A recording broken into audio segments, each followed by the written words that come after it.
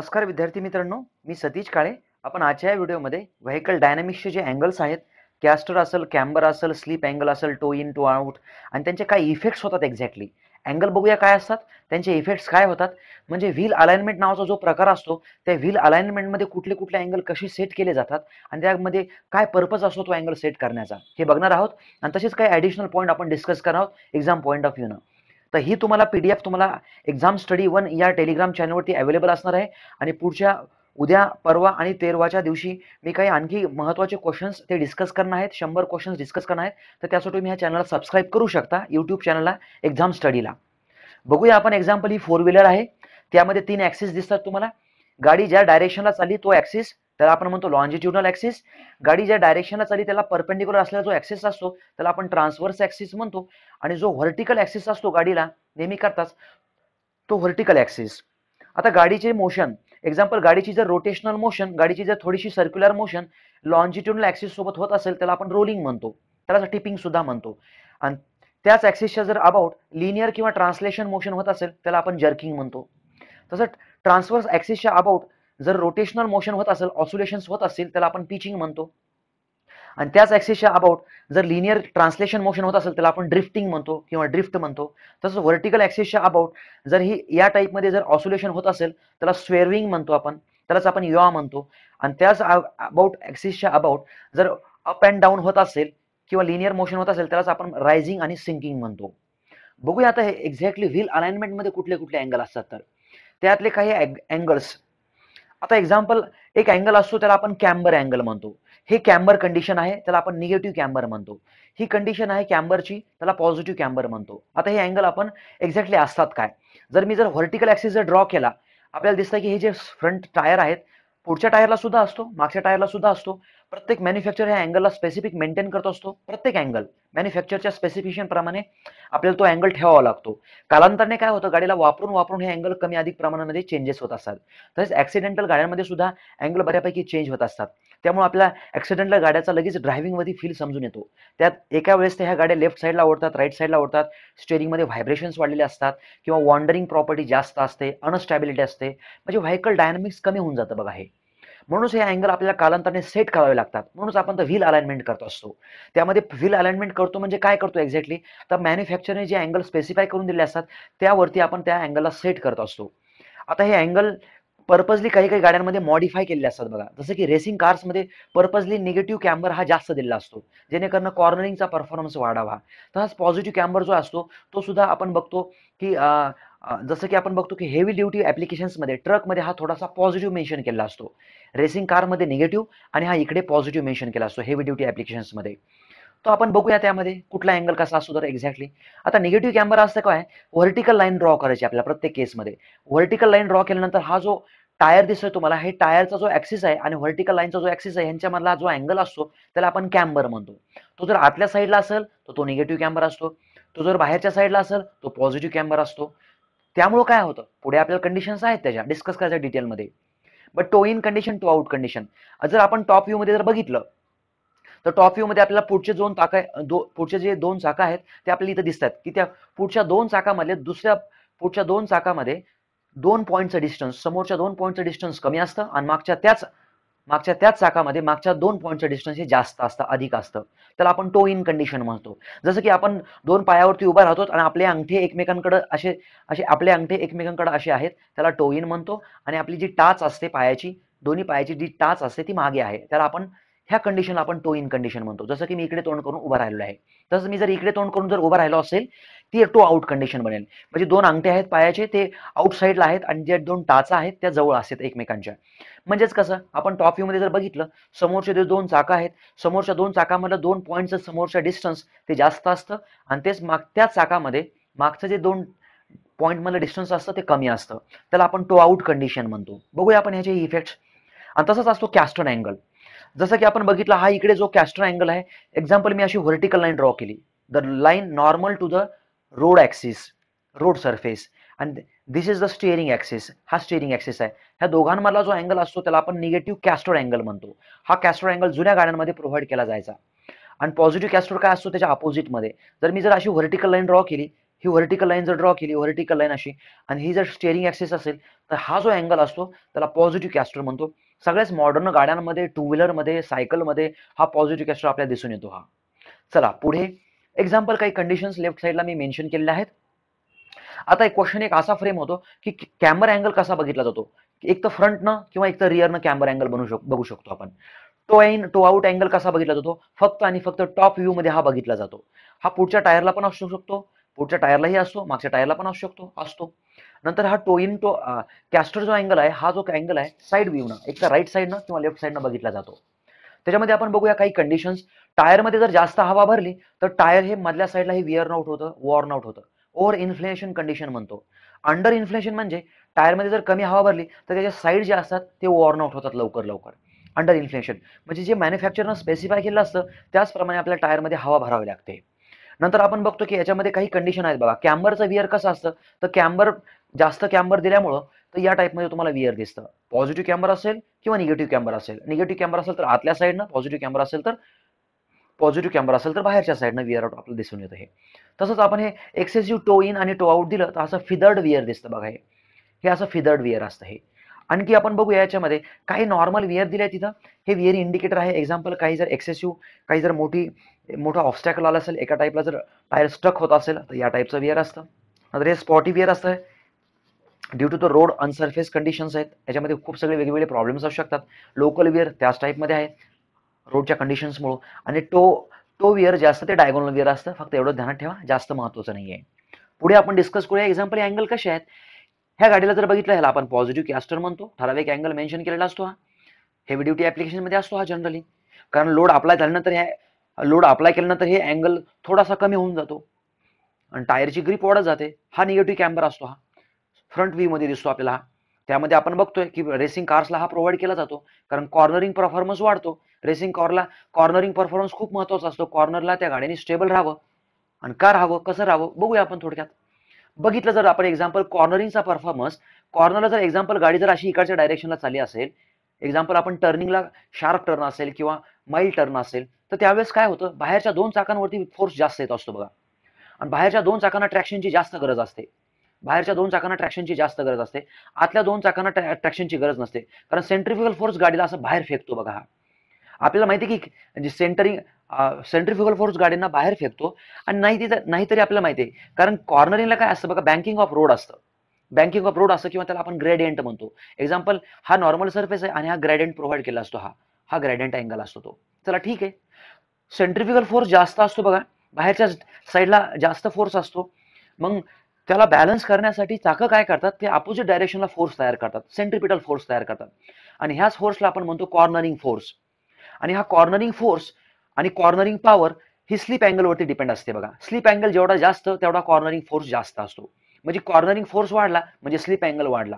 मग cornering power काय असते, कॉर्नरिंग पॉवर म्हणजे कॉर्नरिंग फोर्स जर स्लिप अँगल प्रमाणे जर चेंज होत असेल त्याला आपण म्हणतो कॉर्नरिंग पॉवर. मग आता बघतोय आपण की ह्या चाकामध्ये कॉर्नरिंग पॉवर म्हणजे हा फोर्स जास्त दाखवलाय, ह्या आतल्या चाकामध्ये हा कॉर्नरिंग फोर्स कमी दाखवलाय.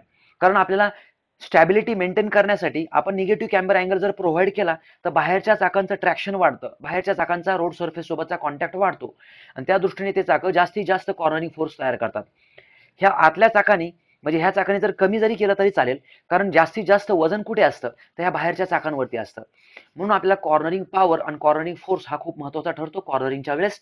आणि निगेटिव्ह कॅम्बर जर दिला तर त्यामध्ये आपल्याला कॉर्नरिंग स्टॅबिलिटी वाढून जाते चाकांची.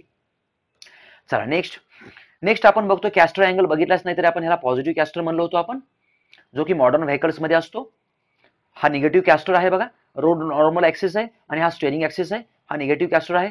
जुन्या गाड्यांमध्ये हा प्रोव्हाइड केला जातो. नाहीतरी आपण बघितलं असेल जर डीमार्ट मध्ये जर गेलो, ज्या ट्रॉलीज असतात त्यांना जनरली हा निगेटिव्ह कॅस्टर प्रोव्हाइड केला जातो. अनस्टेबल असतात त्या जास्त. टो इन आणि टो आउट कंडिशन जर टॉप व्ह्यू मध्ये बघितलं असं असेल, हे D1 डिस्टन्स जास्त आहे D2 डिस्टन्स पेक्षा, त्याला आपण टो आउट म्हणतो ह्याला. आणि टो इन कंडिशन अशी असेल, समोरच्या दोन चाकातलं, समोरच्या पॉईंट मधलं आणि मागच्या पॉईंट मधलं डिस्टन्स, ही टो इन कंडिशन.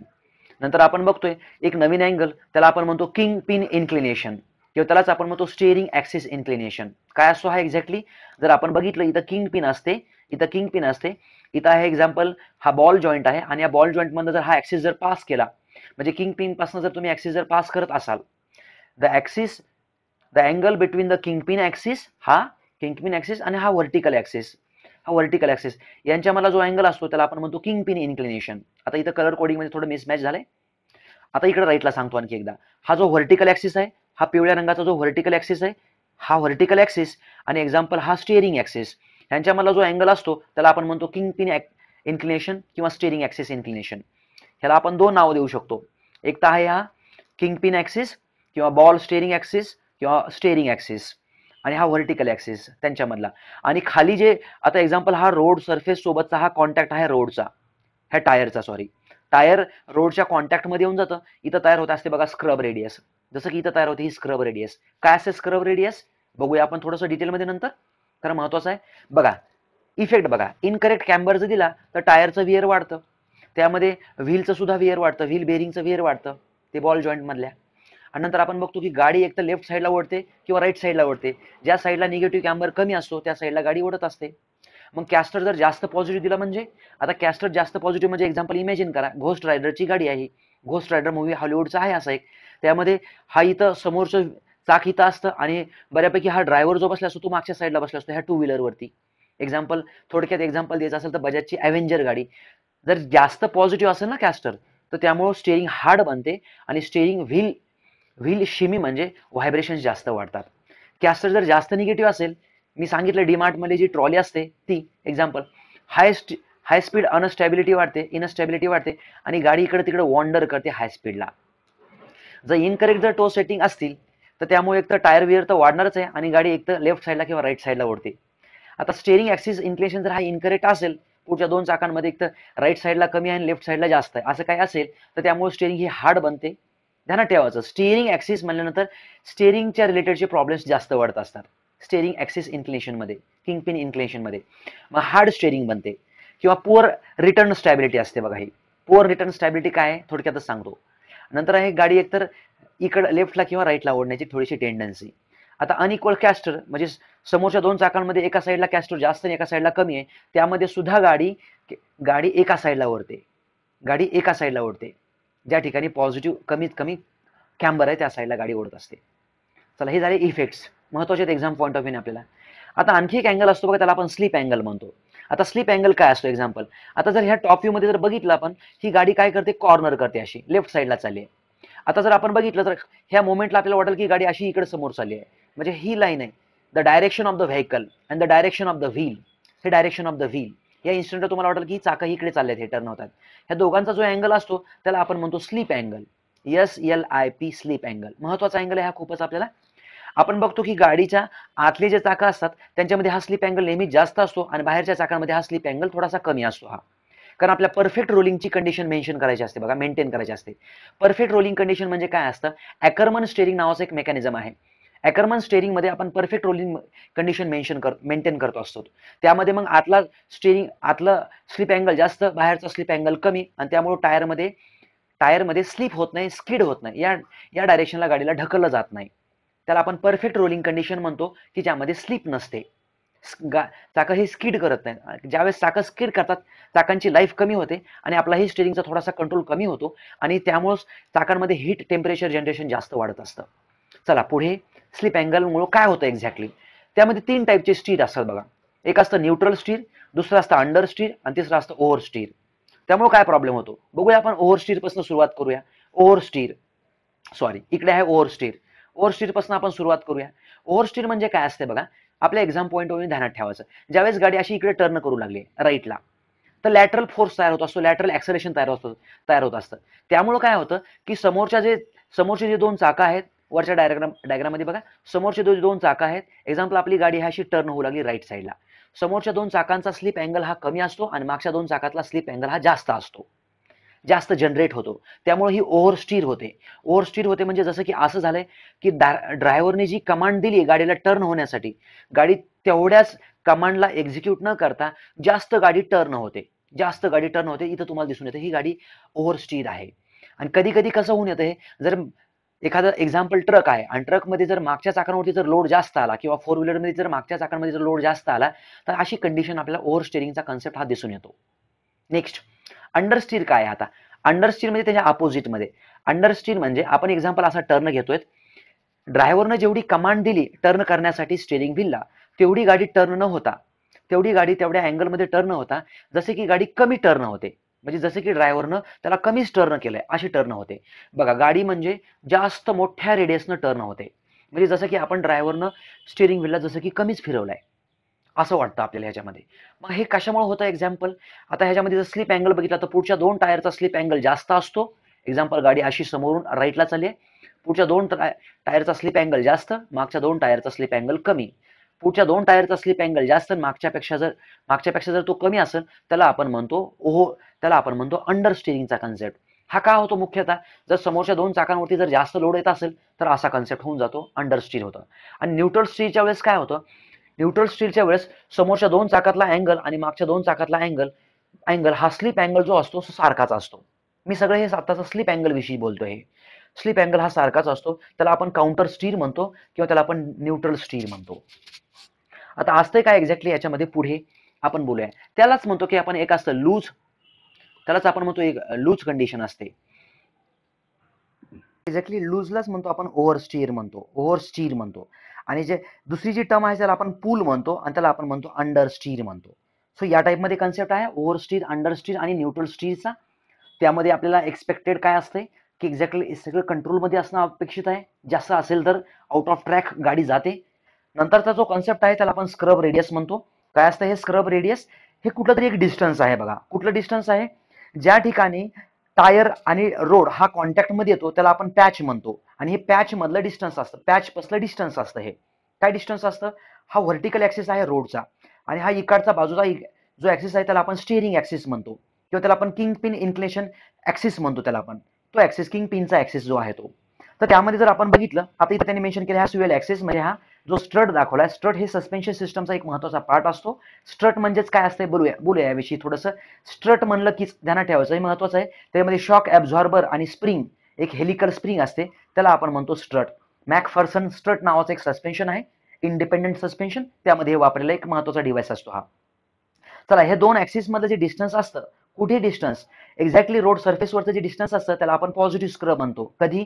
ज्यावेळेस हे 2 ऍक्सिस एकमेकांना इंटरसेक्ट करतील रोडच्या खालच्या साईडला, म्हणजे हा इमॅजिनरी पॉईंट असणार हा. जर 2 ऍक्सिस बरोबर एकमेकांना जर कॉन्टॅक्ट पॅचला जर इंटरसेक्ट करत असतील किंवा रोड सरफेसला इंटरसेक्ट करत असतील त्याला आपण म्हणतो झिरो स्क्रब रेडियस. आणि 2 ऍक्सिस जर एकमेकांना जर रोडच्या जर वरच्या कुठल्या तरी एका पॉईंटला इंटरसेक्ट करत असतील तर ह्या डिस्टन्सला आपण म्हणतो निगेटिव्ह स्क्रब रेडियस. हे इथलं डिस्टन्स आहे असणार निगेटिव्ह स्क्रब. आता स्क्रब रेडियसचा सुद्धा डायनामिक्सवरती हा इफेक्ट होतो व्हेकलच्या. जर पॉझिटिव्ह स्क्रब रेडियस जर मेन्शन केले असेल तर त्याचा ऍडव्हान्टेज असा होतो की स्टिअरिंगच्या वेळेस आपल्याला ऍडव्हान्टेज दिसून येतो, जसं की आपले एफर्ट पार्किंगच्या वेळेस कमी होत असतात त्याच्यामध्ये. आणि त्याच्यामुळे आणखी त्याचा इंजिन बे सुद्धा वाढतो. इंजिन बे म्हणजे जर ज्या ठिकाणी जास्त पॉझिटिव्ह स्क्रब रेडियस मेन्शन केले असते त्या ठिकाणी इंजिनला बरीचशी जागा भेटते बघा आतमध्ये बसण्यासाठीची. नंतर जर स्क्रब रेडियस जर कमी असेल तर त्याच्यामध्ये आपण बघतो की आता हा प्रॉब्लेम कधी होतो की स्टेअरिंग आपल्याला पार्किंगच्या वेळेस आपल्याला जास्त स्टेअरिंग करावी लागते, एफर्ट जास्त लागतात. त्याचा तो डिसएडव्हान्टेज आहे थोडासा कमी स्क्रब रेडियस असण्याचा. ह्याचा ऍडव्हान्टेज पण आहे की थोडीशी स्टेअरिंग ही सेन्सिटिव्ह कमी होते, स्टेअरिंगचा सेन्सिटिव्हनेस थोडासा कमी होतो. नंतर जर आपण बघितलं निगेटिव्ह स्क्रब रेडियसचा सुद्धा काही बघितलं आपण तर निगेटिव्ह स्क्रब रेडियस याच्यामुळं स्टॅबिलिटी वाढते आणि स्टेअरिंग कंट्रोल वाढतो आपला इमर्जन्सी कंडिशनमध्ये. तर प्रत्येकाचाच काही ऍडव्हान्टेज डिसएडव्हान्टेज असतो. चला पुढे नंतरची एक टर्म आहे त्याला आपण म्हणतो रायडिंग हाईट.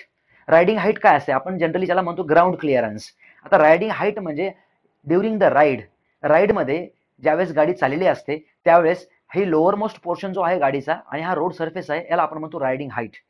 हे रायडिंग हाईटचा इफेक्ट कुठे होतो? रायडिंग हाईटचा इफेक्ट हा कॅमेरा आणि टोवरती होऊ शकतो हा, आणि होत असतो यस, जास्त कमी असल्यामुळे. अनइव्हन रोडवरती याच्यामध्ये व्हॅरिएशन्स येऊन जातं सस्पेन्शन सिस्टममध्ये. नंतर असते बघा दुसरा कन्सेप्ट आहे तो सेटबॅक. सेटबॅक म्हणजे एक्झाम्पल आपण ह्या गाडीमध्ये बसलो आहोत, हे राईट साईडचं टायर आहे, लेफ्ट साईडचं टायर आहे. जर आपण जर साईडनं जर बघितलं गाडीला तर पुढचं टायर थोडंसं समोर दिसतं आपल्याला, म्हणजे राईट साईडचं टायर तुम्हाला समोर दिसतं थोडंसं आणि हे लेफ्ट साईडचं टायर थोडंसं मागे दिसतं. हे मग ह्याच्यामध्ये जे डिस्टन्स असतं त्याला आपण सेटबॅक म्हणतो. काही गाड्यांमध्ये जो कमीचा सेटबॅक असतो तो ऍक्सेप्टेड आहे, त्याच्यामध्ये काही प्रॉब्लेम नसतो मॅन्युफॅक्चरर्सला. पण हे जास्त झाल्यानंतर तर ह्याच्यामध्ये अनसेंटर्ड स्टेअरिंगचा प्रकार वाढून गाडी एका साईडला ओढण्याची थोडीशी टेंडन्सी वाढते गाड्यांमध्ये. आता अनसेंटर्ड स्टेअरिंग काय असते बोलूया आपण याविषयी. सेंटर्ड स्टेअरिंग आणि अनसेंटर्ड स्टेअरिंग. एक्झाम्पल असा कुठला तरी आपण कॉर्नर परफॉर्म केलाय, कॉर्नरला आपण गाडीला आपण क्रॉस केलाय, त्यावेळेस आपल्याला हे जे स्टिअरिंग व्हील आहे आपण त्याला रोटेट करतो असं लेफ्ट साईडला किंवा राईट साईडला. रोटेट केल्यानंतर आपण ज्यावेळेस हे स्टिअरिंग व्हील आपण रिलीज करतो तर आपल्याला एक्सपेक्टेड असतं की ह्या स्टिअरिंग व्हीलने त्याच्या ओरिजिनल कंडिशनला यावं. जर ते ओरिजिनल कंडिशनला येत असेल त्याला आपण म्हणतो सेंटर्ड स्टिअरिंग व्हील. जर ते ओरिजिनल कंडिशनला येत नसेल, कॉर्नर क्रॉस केल्यानंतर स्टिअरिंग व्हीलला सोडल्यानंतर ओरिजिनल कंडिशनला येत नसेल तर त्याला आपण म्हणतो अनसेंटर्ड स्टिअरिंग या टाईपमध्ये. नंतरचा एक कॉन्सेप्ट असतो, एक नाव असतं बघा थ्रस्ट लाईन, आणि त्याच्यासोबतचा अँगल असतो हा थ्रस्ट अँगल असतो. हा काय असतं एक्झॅक्टली, जर टॉप व्ह्यू मध्ये जर बघितलं आपण गाडीला, एक्झाम्पल गाडी इकडे चालली आहे, जे मागचे जे दोन टायर आहेत ते एका पर्टिक्युलर डायरेक्शनला इन्क्लाइंड असतात बघा असे. आणि तशी जर आपण सेंटरपासून जर लाईन ड्रॉ केली, ज्या डायरेक्शनला मागचे चाकांची डायरेक्शन आहे त्याला जर आपण पॅरल जर लाईन ड्रॉ केली अशी, ही ब्लू कलरची एक्झाम्पल स्काय ब्लू कलरची, तर त्या लाईनला आपण म्हणतो थ्रस्ट लाईन. आणि त्या लाईननं ह्या सेंटर लाईन सोबत जो अँगल बनवला असतो, सेंटर लाईन गाडीची पूर्ण सेंटर लाईन, त्याला आपण म्हणतो थ्रस्ट अँगल. हा सुद्धा असतो पॉझिटिव्ह, निगेटिव्ह आणि झिरो. आता एक्झाम्पल ह्या केसमध्ये ही सेंटर लाईन आहे आणि ही थ्रस्ट लाईन आहे. थ्रस्ट लाईन म्हणजे मागच्या चाकांची डायरेक्शन अशी इकडे कुठतरी आहे राईट साईडला थोडक्यामध्ये, तर याला आपण म्हणतो थ्रस्ट अँगल. आणि इथं आहे झिरो थ्रस्ट अँगल, कारण थ्रस्ट लाईन आणि सेंटर लाईन एकमेकांना इंटरसेक्ट करतायत. चला आपण पुढचे काही क्वेश्चन्स आपण यामध्ये कव्हर करणार आहोत, तर तुम्ही ह्या चॅनलला एक सबस्क्राईब करू शकता. धन्यवाद.